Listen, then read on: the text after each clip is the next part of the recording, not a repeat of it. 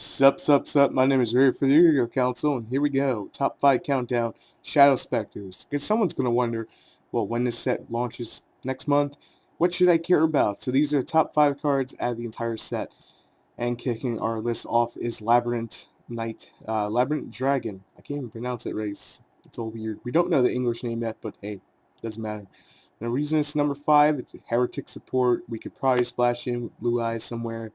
It's a 0 attack point Dragon Tuner Dark, so it gives Heretics the Chaos ability. It's vanilla, and there's not really much to say about it. If it's a common, then good. If it's a super, I could understand because of the hype behind Heretics.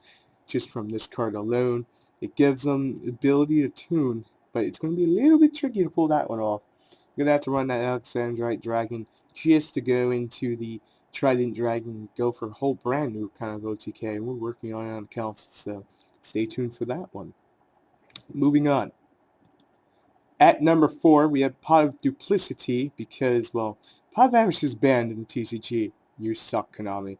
At the start of main phase 1, target 3 monsters with different types in your graveyard. Shuffle all 3 of them in the deck. Draw 2 cards. You cannot conduct your battle phase this turn or when you activate this card.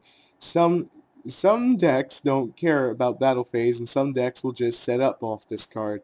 Dragoonies are a fine example that they could get away with it, but they have other options. This is probably one that will end up secret just for the hype train, but quickly drop to no more than about 10 to 15 bucks because, let's be honest, it's not that great without the battle phase, and it's pretty essential to have a battle phase, but I'm going to leave you guys to have your own opinion on that in the comments. Moving on. At number 3, we have Molina, the Ashwood Nymph. I believe I said that right. It's Plant Exceed. It requires 2 level 3 Earth-type monsters. Not too hard to pull off. Crane, and Dandelion. Once a turn, you can detach 1 Exceed from this card and activate one of these effects. Send 1 plant-type monster from your deck to the graveyard, target 1 plant-type monster in your graveyard, and special summon that target in face-up defense position.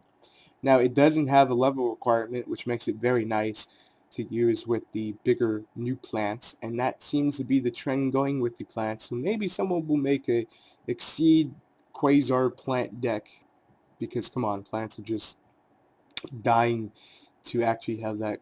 And this is just another, I don't want to sound like that guy, but I'm going to say it, this is just another nail in the coffin of Glow-Up Bulb's never returning to the game status. But again, it's one to be looked out for. And moving on to number 2, we have Mistake, because Thunder King Ryle is also limited. You suck, TCG Konami. Now, it's rare in Japanese. Doesn't mean it's going to be rare in TCG land. It's probably going to be secret rare. Really expensive. Neither player can add cards from their deck to their hand except by drawing them. It poops on Prophecy and Dragon Ruler. You can combine this with DD Crow to pretty much control Dragon Rulers until they MST your back row. Yeah, I went there too. Or they decree. So, it's chainable. It's nice. It's very good. Shadow Specters leaves a lot more for me to want, but the following card that's going to follow Mistake is actually probably the best thing in the entire set. And to me, Shadow Specters isn't that great unless you're building Ghost Tricks. That's just me. That's my opinion. I'm going to leave you guys have an opinion in the comments. But finally, rounding off our list at number 1 is Felgrand, the Divine Dragon Knight. Now, a lot of you who watch the Blue Eyes deck may have mentioned him, and I never really gave out my opinion on it, but I will now. This thing is pretty freaking amazing for Blue Eyes decks. It gives us that rank 8 that we deserve. Given that even it's a warrior, it only requires 2 level 8s and 2800 body. Once per turn during either player's turn, you can detach 1 Exceed from this card and target 1 face-up monster in the field. This turn, target's effects are negated. It is also unaffected by other card effects. Basically, use it to protect Blue Eyes White Dragon or use it to protect this. And you'll have a monster that's pretty much unstoppable for about good 2 turns or so. Unless they can run it over. You can also use it on Catastrophe and other things. This is probably the best thing to come out of the entire set. I foresee it being secret rare just because of how good it is. But hey, that's me. I'm not calling everything on this list secret rare. 2 cards on this list probably won't be secret rare. 3 probably will. The set's not all that great. I'm not really looking forward to it, but I know some people are, and we'll have more on set previews and reviews part 1 and 2, which will be coming out later this month.